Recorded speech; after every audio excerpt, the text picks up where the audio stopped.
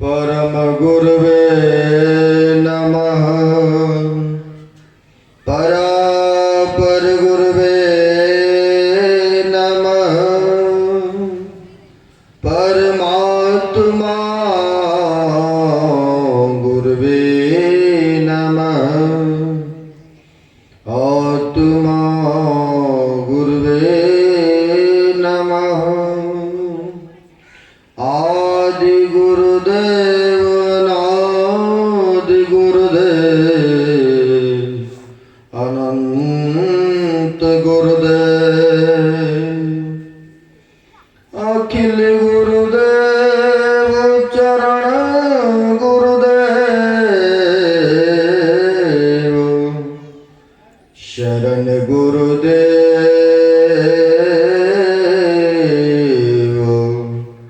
श्री गुरु महाराज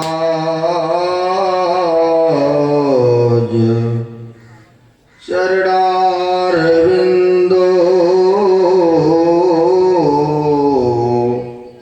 नमो नमस्ते। श्री गुरु महाराज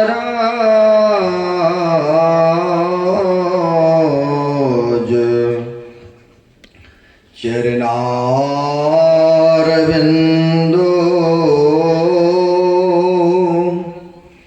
नमो नमस्ते। महाराज सद्गुरु है राजन का राजा, है जिनकी कृपा से सरे सर्व काजा। भनै में ही सोई परम गुरु नमामि नमामि नमामि नमामि नमामि। प्रातः स्मरणीय श्री भूषित कनकंद बिच विराजमान परमात्मा स्वरूप गुरुदेव के पाद पद्मों में असंख्य असंख्य बार नमन है। मंचस्थ पूज्य साधु चरण, यह मुख्य आयोजक श्रद्धेय भरतलाल बाबा और उनके स्वपुत्र स्वपरिवार, मंच संचालक श्रद्धेय राजेश बाबू, बैकुंठ बाबू, आए हुए सत्संग प्रेमी भक्तिमती माता एवं बहनों सबों को नमन है। हम लोग जत्र तत्र से गुरु महाराज की छत्र छाया में जो मनुष्य शरीर का कर्तव्य है वह कर्म करने हेतु यहाँ पर पधारे हुए हैं। और हम आप पाठ के क्रम में सुन रहे थे बुद्धि योग, सत्संग, मानस योग, मानस जप, मानस ध्यान और ज्योति योग, दृष्टि योग के बारे में। कहते हैं हम लोगों को सत्संग करना चाहिए। सत्संग से क्या लाभ होता है? क्योंकि कोई भी काम करते हैं तो लाभ के लिए करते हैं। मेहनत करते हैं या मजदूरी करते हैं या दुकानदारी करते हैं या व्यापारी करते हैं, तो प्रत्येक मनुष्य की अंदर से इच्छाएं यह बनी रहती है कि हमें लाभ हो, इनकम हो, फायदा हो। तो कहते सत्संग आप आते हैं, समय दिए हैं, बैठे हैं, तो इस सत्संग से क्या लाभ मिलता है? और कबीर साहब के वाणी को हम लोग सुने हैं, इस सत्संग में लाभ बहुत है, किंतु लाभ यहाँ पर तो दिख नहीं रहा है। आप लोगों को कहा जाए, आप लोग अगर दुकानदारी करते या तो मेहनत मजदूरी करते तो शाम को लाभ देखता कि इतना इनकम हुआ है ने, किंतु यहाँ बैठे हैं तो लाभ तो नहीं दिख रहा है, लेकिन कबीर साहब कहते हैं लाभ बहुत है, थोड़ा नहीं, बहुत कई गुना। तो महापुरुष तो शुद्ध असत्य वचन तो नहीं कहेंगे ना, झूठ तो नहीं बोलेंगे ना। महापुरुष तो सत्य वचन कहते हैं। क्यों कहा ऐसा कि लाभ बहुत है। गोस्वामी तुलसीदास जी महाराज के पास चलेंगे। जब गोस्वामी तुलसीदास जी महाराज कुटिया में, चित्रकूट में भजन सुमरन पूजा पाठ आराधना कर रहे थे, तो इनकी आराधना से, पूजा पाठ से प्रभु श्री राम प्रसन्न हुए और उनके कुटिया में आ गए। और जब आ गए तो कहते हैं गोस्वामी जी से, मांगिए हमसे कुछ। रवन जो पढ़े होंगे जानते होंगे, कहते मांगिए हमसे। तो गोस्वामी जी महाराज ने संसार के पदार्थ को नहीं मांगा। क्यों नहीं मांगा? यह नाश्वर है। आज आपके पास है, कल उसके पास है। यह परिवर्तनशील है, सदा एक समान रहने वाला नहीं है। तो उन्होंने सोचा कि प्रभु का देन ही कहते हैं मांगो कुछ मांग लो। तो कहते हैं प्रभु आप अगर देना चाहते हैं, देहु सत्संग निज अंग श्री रंग भवभंग कारण शरण सोतहारी। कहते हे प्रभु अगर आप प्रसन्न हैं ना हमारे ऊपर, तो आपका निज अंग सत्संग है, आप हमें सत्संग दीजिए। लेकिन आपको अगर कह दिया जाए भक्तों मांगिए हमसे वरदान, तो क्या मांगेंगे? तुरंत कह देंगे हमें धन संपत्ति रुपया चाहिए, पुत्र की सर्विस हो जाए, और शरीर में जो व्याधि रोग है ये भी आप महाराज कृपा करें इसे भी खत्म कर दें तो बड़ी कृपा होगा। लेकिन गोस्वामी जी महाराज ने संसार के पदार्थ को नहीं मांगा। कहते हैं आपका निज अंग सत्संग है, आप अगर प्रसन्न हैं तो हमें सत्संग दीजिए आप। यहाँ पर सुने हैं बुद्धि योग सत्संग, क्योंकि सत्संग से सत्य असत्य का ज्ञान होता है, पाप पुण्य का बोध होता है, कैसे के संगति करना चाहिए, कैसे के नहीं करना चाहिए, क्या खाना चाहिए क्या नहीं खाना चाहिए, क्या पीना चाहिए क्या नहीं पीना चाहिए, ये सारे ज्ञान शिक्षा इस सत्संग से प्राप्त होता है। तो इसलिए कहते हैं कि बुद्धि योग सत्संग। क्यों कहा है सत्संग? हमारे गुरु महाराज ने भी कहा है सत्संग मेरा श्वास है। अगर श्वास नहीं लेंगे तो कोई जिंदा रह सकते हैं, कोई काम नहीं कर सकते हैं। और ऐसे पहुंचे महापुरुष भी कहते हैं कि सत्संग मेरा श्वास है। अब देखिए कितना महत्व देते हैं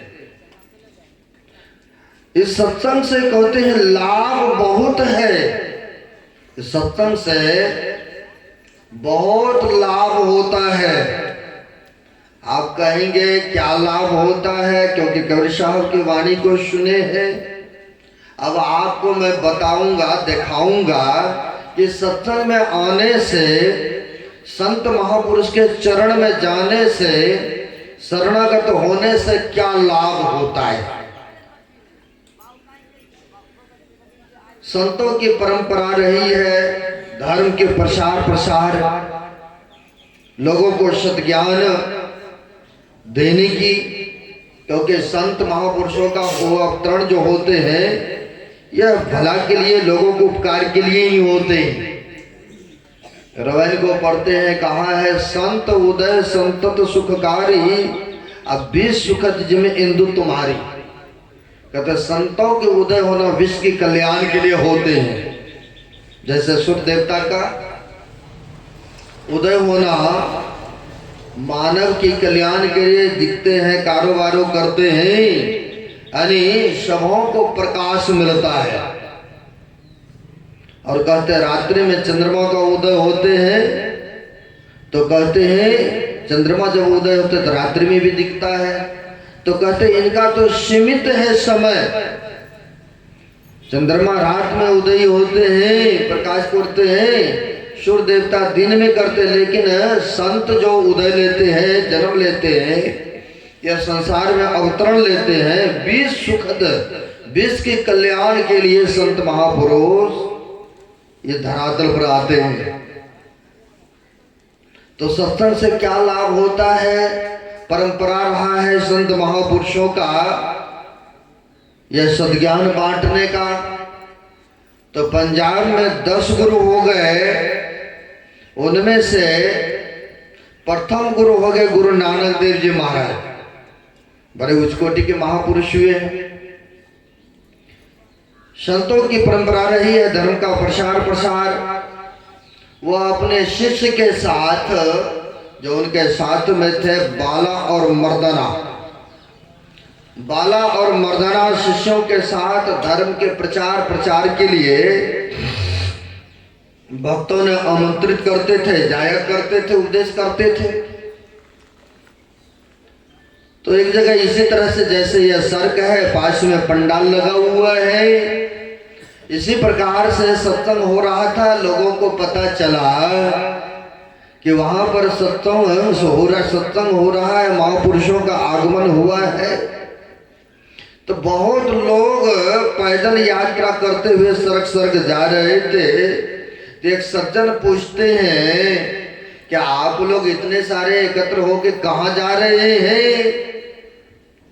तो कहा बड़े ही दिव्य महापुरुषों का आगमन हुआ है, उनके दर्शन मात्र से हम लोगों को बड़ी सुकून मिल रहा है, लाभ मिल रहा है, और उनके वाणी बढ़िया सुनने को मिलता है।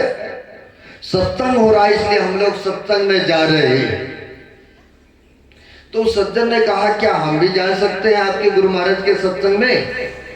कहा भाई सत्संग में आने में किसी को मनाही नहीं होते। कोई भी जाति, कोई भी संप्रदाय के या नीच उच्च वर्ण के कोई भेदभाव नहीं होते। हमारे गुरु महाराज ने कहा है जितने मनुष्यधारी है प्रभु भक्ति कर सकते सभी, सबको अधिकार दिए।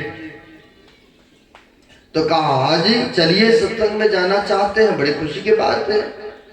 तो सज्जन ने भी इनके साथ हो लिया, सोचा कुछ देर के लिए चलते, हाजिरी लगाते हैं, एक झलक आंखों से संत महात्माओं का दर्शन कराते हैं। आया पंडाल में माथा टीका और बैठ गए। तो बैठा तो बड़ी आनंद उनको मिला, सुनने में प्रिय लगा। बैठा तो बैठे रहा, जब तक सत्संग चलता रहा। कोई भी काम करने में अगर विशेष लाभ मिलता है, आनंद मिलता है, तो क्या होता है अंदर से फिर से पुनः करने की प्रेरणा भी जगता है। चाहे सांसारिक काम हो या परमार्थिक काम हो, जिस काम में आनंद सुख मालूम मिलता है तो उसे करने के अंदर से प्रेरणा जगता है। तो बड़ी सुकून मिला उनको सत्संग में बैठ करके, श्रद्धा के साथ बैठा तो बड़ी आनंद मिला उनको। बड़ी श्रद्धा के साथ सत्संग सुनता रहा, जब तक नानक देव जी महाराज का सत्संग होता रहा, बड़ी श्रद्धा के साथ सुनते रहे। सत्संग संपन्न होता है, अनाउंसमेंट होते हैं कि कल भी सत्संग होंगे, सभी भक्तगण कल भी आए, जैसे यहाँ पर कल भी होंगे। तो उनके मन में हुआ हमारा बचपन का मित्र है, कभी वो साधु महात्मा का दर्शन नहीं किए, कभी ये सत्संग नहीं सुना है, ऐसे पहुंचे हुए संतों का पदार्पण हुआ है, कल उसे भी हम ले आएंगे सत्संग सुनने के लिए। जो धार्मिक व्यक्ति होते वो तो चाहते हैं कि धर्म काम में हमारे अड़ोसी पड़ोसी या गांव समाज के सब जुड़ जाएं, ऐसी इच्छाएं होता है। एक शराबी व्यक्ति भी चाहता कि हमारा मेजॉरिटी बढ़े, गांजा बीड़ी भांग पीने वाला वो भी चाहते हमारी मेजॉरिटी बढ़े।